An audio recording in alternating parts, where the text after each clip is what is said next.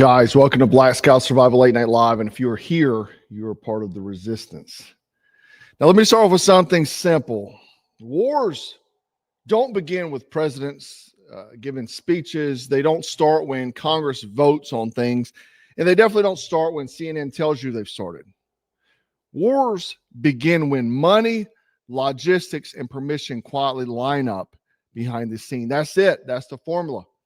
Every time you see rising tensions, every time you hear escalation, what you're really seeing is the last phase of a process that's already been underway for months and sometimes maybe even years.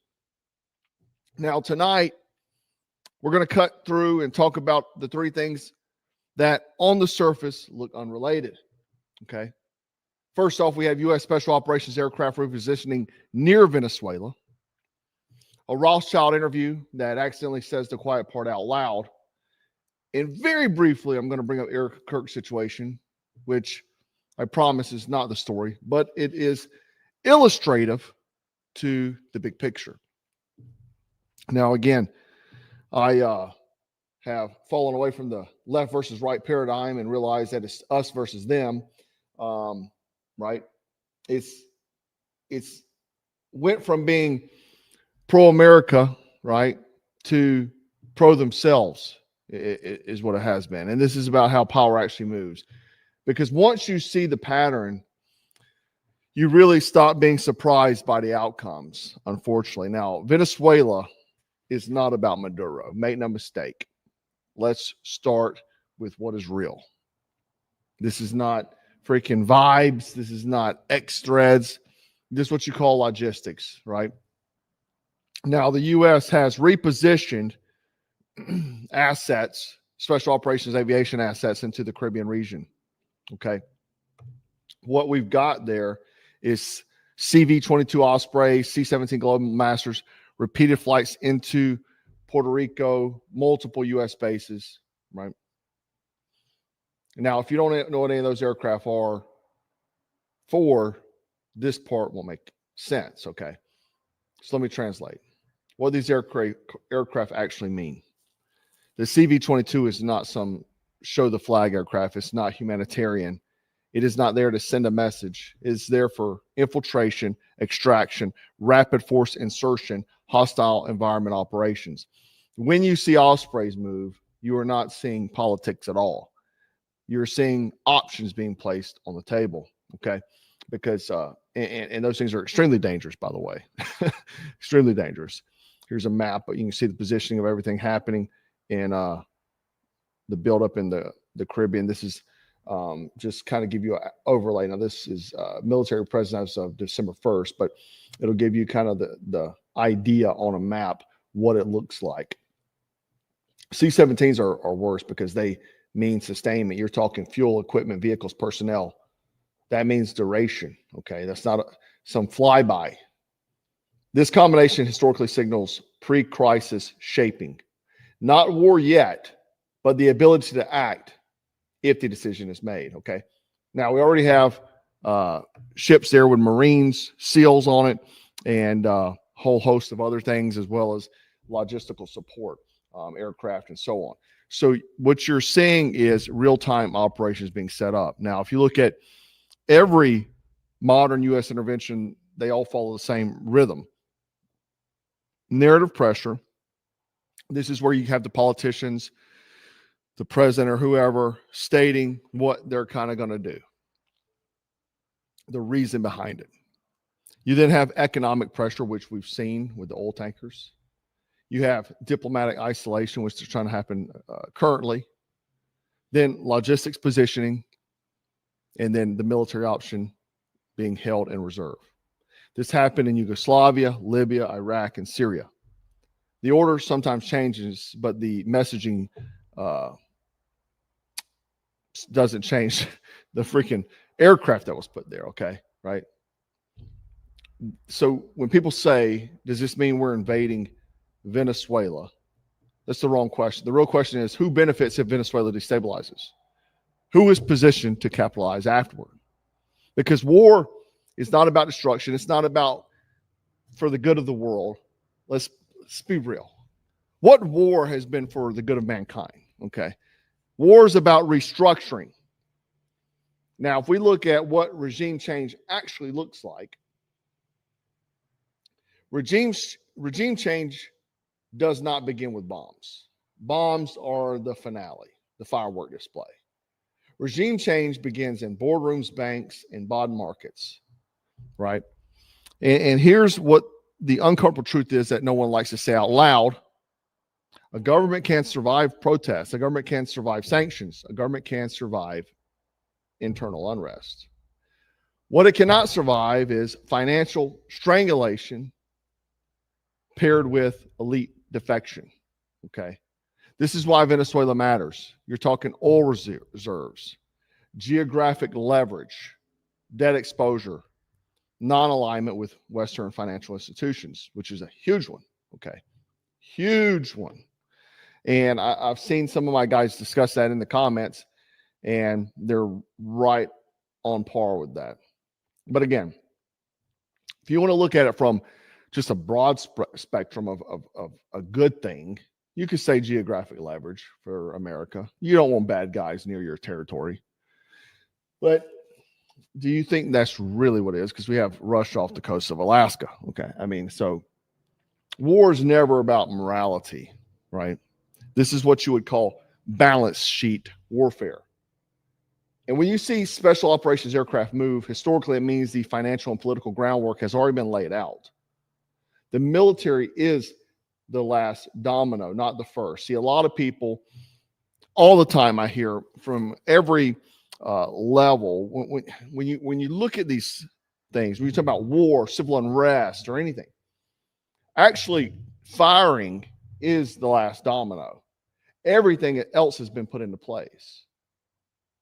Hence why you'll lose, or people will lose, because the stars have already been aligned. They're not going to jump into something without having them aligned, because they want total control. Now, when we're talking about the banking, okay, this is we move to the part that everybody gets wrong, because they think it's about morality or whatever. Now, I mentioned this book quite often, Behold the Pale Horse by Bill Cooper. Okay, I definitely encourage you to read it. But names come up, things like Bilderberg Group, the Rothschilds. Okay. Now, if you've only heard of them described in meme form, forget all that. No dramatics, no theatrics. Let's just talk about history, the origin story. Okay, the real boring but important part. The Rothschilds family began in the late 18th century, not as kings, but as financiers to kings. Their innovation wasn't power. It was speed and trust. They built a private communication network, okay? We're talking courier ships, early intelligence channels that allowed them to know outcomes before the government even ever would have. That mattered because war is expensive. Governments don't have money usually. They have to borrow it. And the families who financed wars weren't the ruling nations. So they were underwriting them. So the key misunderstanding is, and this is where the conspiracy people mess up, is the Rothschilds don't control governments. That's cartoon thinking. What they historically controlled was access to capital during crisis. And this is the line that matters, right? The one, this is, we're going to play an interview here, okay? That, let me just play it real quick and we'll get into it. This is an extraordinary story. So he was born in a place called the Judengasse, which was a Jewish ghetto, basically. And it was the house that he lived in. So let me preface this. This is a Rothschild. She's a descendant. She's one of the, I guess, grandchildren, Donna Rothschild, I believe her name is. She's in her interview talking about the historical, how they got to where they were. And when he eventually had 13 children, was only 14 feet wide. And he lived there with his very, very overpowering and dominant and an incredibly brilliant wife who was called Guttel. He was determined to get out of this ghetto. At nighttime, the ghetto was closed. You weren't allowed to leave. The street was so narrow that no sunlight could penetrate. There was no plumbing. There was no sewage. There was nothing. So everything you can imagine happened in this street. And unsurprisingly, he wanted to get out of there. And he started a small coin business, and that did reasonably well. But actually, and this is where it ties into legacy, his great strength was to send his 5 sons to the capitals of Europe at that time. And what they did is they set up, in effect, the first, this is an extraordinary international banking system. So whereas everyone used to be in separate different countries or separate cities until then, these 5 boys communicated with each other, sometimes by pigeon, and they wrote to each other in Judendeutsche, which was a kind of Yiddish German vernacular. And that is why they were so successful. And this absolute belief in togetherness, you've got to stand together, you've got to work together, you've got to work across borders, you've got to work with rules. And by 1789, when the last one went, to 1815, so a very, very short period of time, it was said that no government or king would consider going to war without the Rothschilds supporting them, because that was. And it's probably still true to this day. You know, it came out earlier this afternoon. There was people speculating that from what they saw in the files that have been released thus far of the financier known as Jeffrey Epstein or whatever the hell he was, blackmailer, that they believe he's even above CIA and Mossad level, that he is working for these type of people here that actually control the world in Davos. Okay. So the thing is, a lot of people, you hear them talk about, we need to take our country back, we need to do this, we need to do that. If you haven't read Behold the Pale Horse, then you're really totally clueless to the way the world is working. The world is not working because of Democrats and Republicans. That is completely a joke. That is something used to control citizens. The truth is these type of people, these truly elites, and see, if you understand the Rothschilds, for example, they have moved out of the public light. See, 100 years ago, they were very well known. I mean, you hear their names in whispers in back rooms and on suppressed YouTube channels and so on. But you're not going to hear their name out in public because they chose that path. They chose to pull themselves from the limelight so that way they can make better moves without the scrutiny. And so as you just heard this descendant here, one of the grandchildren, speaking about what they essentially did, okay? Because no government goes to war without financial backing. The other thing is, what does Venezuela lack? They want that banking set up there because Venezuela rejects it, okay? And what these Rothschilds are saying are not threats. It's not even boasting. It's a statement of mechanical reality. You can't wage war on credit, right? Trust is not ideological. It's institutional. So why does this matter today? Modern banking is more complex. Power is more diffused, okay? But the principle remains unchanged. Wars require financing, insurance, reconstruction capital, debt restructuring afterward. Whoever controls those levers shapes the outcome regardless of who fires the shot. So when you hear, why would U.S. care about Venezuela, you're asking the wrong entity. Governments announce wars, capital decides if they're possible. And then the real benefit of getting that banking system set up in Venezuela, who does that benefit? So us going to war with Venezuela benefits way more people than America, okay? And truthfully, it's the people pulling the levers, okay? Now, connecting those dots, Venezuela is not an ideological problem, okay? It is a financial outlier sitting on massive resources. So when a country like Venezuela breaks from financial norms, accumulates unsustainable debt, refuses restructuring terms, it doesn't get invaded immediately. It gets isolated. Pressure builds. Internal cracks from form. Elites hedge their bets. That's why we saw China, Russia, and so on getting involved in Venezuela in the formation of BRICS. Because now what we're having is why I think we will come to some form of World War III, is because you have BRICS, who's creating with the Middle East, China, Russia, outside the ancient European elites. And that causes a massive problem because these people control the world.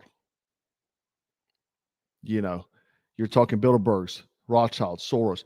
These are the people that truly control the world. They control. All politicians are puppets. Once you figure that out, they're puppets. Okay. And a lot of these countries, I saw today, North Korea stated, or Kim Jong-un, and I've heard Putin say the same thing, that the nation state, our greatest ally, is nothing more than a CIA-backed operation to maintain a position in the Middle East. Right?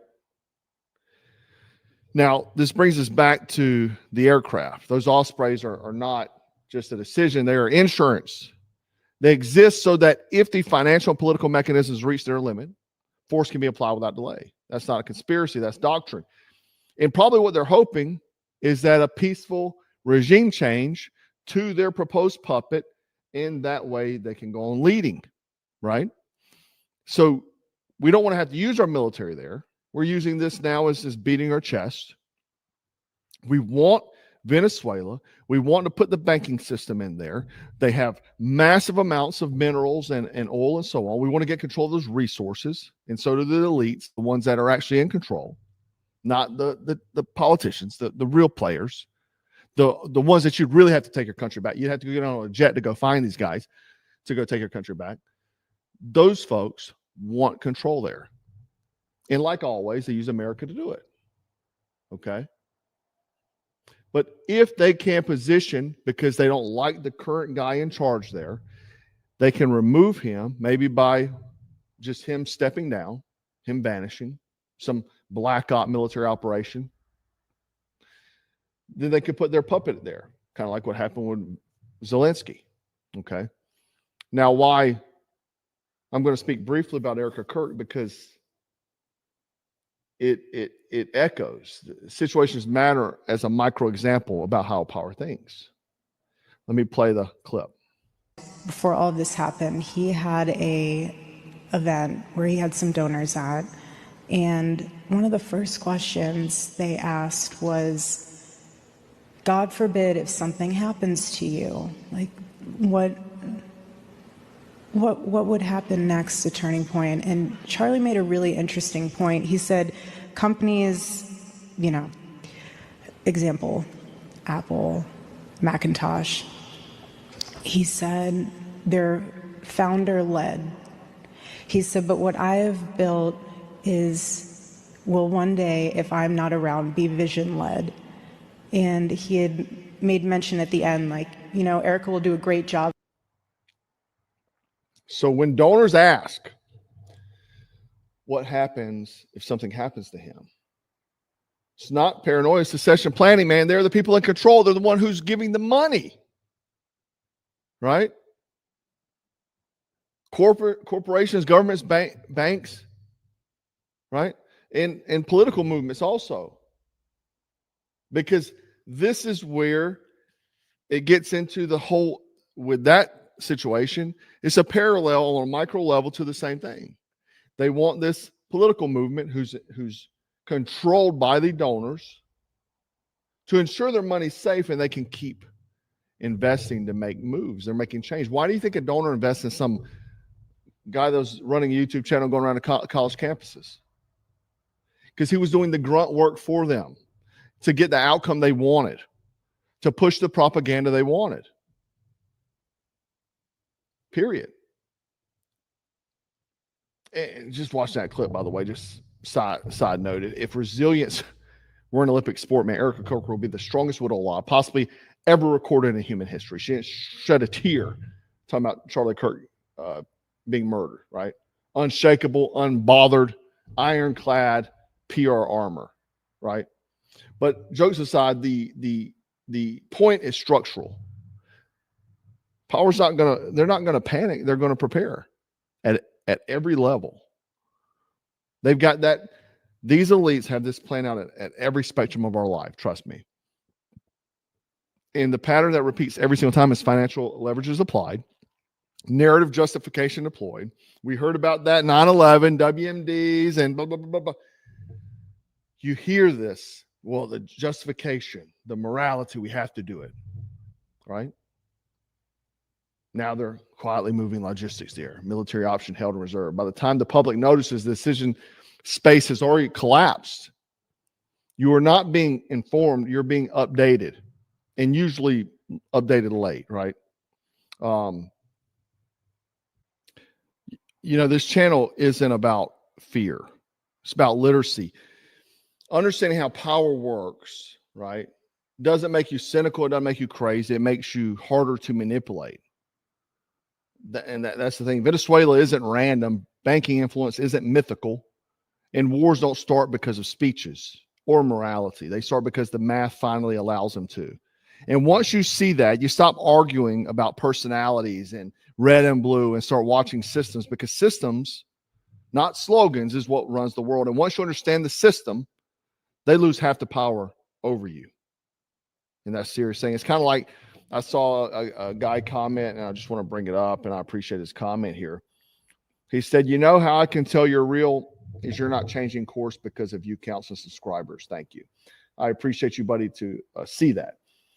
The thing is, I lose subscribers constantly. I get bashed in comments constantly, because there's one thing, is that I do not bend on my beliefs just because the president does or because your team does, because they want to bend and become a leftist and go doing leftist shit. I don't bend because of them. I'm not here to support a team. I'm here to support a movement, ideology. Okay, that is what I'm here to support. I'm not a fanboy. I'm here to tell the truth, to find answers. And the truth is much darker than any of us will ever realize. It's truthfully, once you go down the hole, you never see anything the same again. And you realize that most of everything you've been told in your life is probably a lie to manipulate you and control you. And that's what I've dedicated my channel to, right? And thanks to this guy for recognizing it, because I do get hate. I get lots of it, and I'm okay with that. I'm not trying to be famous. Not important to me. I'm trying to create a movement, a real one, not backed by financiers. I'm backed by you, to be honest with you. That's why we sell products. That's what it is. I don't take any money from anybody. I showed you guys the email thread. Ukraine government was offering me lots of money to push pro-Ukraine propaganda. I told them to go to hell. So that's just how it is. And that's maybe why I don't have millions of followers, like the Tim Pools and so on, because I'm not bought and paid for. I don't have massive media outlets pushing my message. And that's just what it is. I would prefer to stay small, speak truth, and speak to real people, right? And not just junk food. I see so many channels up and coming that just do junk food content, like drama. So ridiculous, waste of time. It's the same as watching sports ball. Same type of stuff. I want to talk about reality and obviously make a more capable citizen. But again, it's through support by you. And speaking of that, I had some guys, they said they didn't have cash to buy the knife at the moment. They're getting paid on the 1st.